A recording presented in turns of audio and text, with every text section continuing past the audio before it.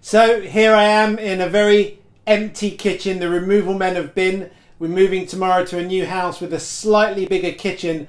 I'm not sure this kitchen could be any smaller, but my word, has it played a major part in my life and the life of my family in the last couple of years since I launched the My Daddy Cooks blog. We've learned so much in here. We've played, we've cooked, we've had fun.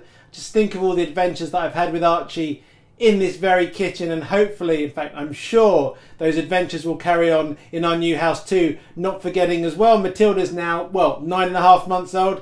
How long till she'll be cooking with me? Who knows? Maybe 6 months and she'll be taking over from Archie in his fun pod. Last night was the last chance we had to cook in the kitchen, and it was really quite cute because very spontaneously Archie said that he wanted to cook us pasta. Now, we had virtually nothing left in the kitchen. It was a classic thrown together pasta of what we had left. We had a little bit of chorizo, we had a tin of chopped tomatoes and some asparagus that was going, well, slightly off, and a little bit of garlic too. So we had some fun. We made a chorizo and asparagus pasta. I hadn't set up the cameras at all. It was completely spontaneous, and I filmed parts of it on my little handheld camera too, so I was able to capture it for posterity. So here is the very last My Daddy Cooks video from this kitchen in Oxley Village. The next video will be from our brand new kitchen just a little bit up the road. This was how last night we made chorizo, tomato and asparagus pasta. Archie chopped up some cured chorizo that we had left in the fridge, together with some not very fresh asparagus tips. It was all we had left. Chucked the chorizo, and I mean literally chucked the chorizo into a really hot pan on a high heat. I had to pick up all the remaining bits that hadn't made it.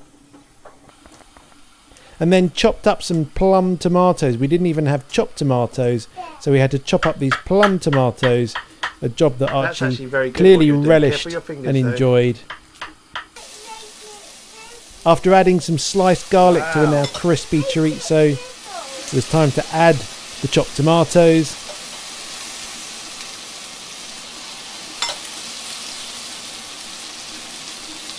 That's right, just pour the whole bowl in. Brilliant, well done, Arch. Give them a good stir. Great. Before squirting in a good glug of tomato puree too. Perfect, that's just about enough. Thanks, darling.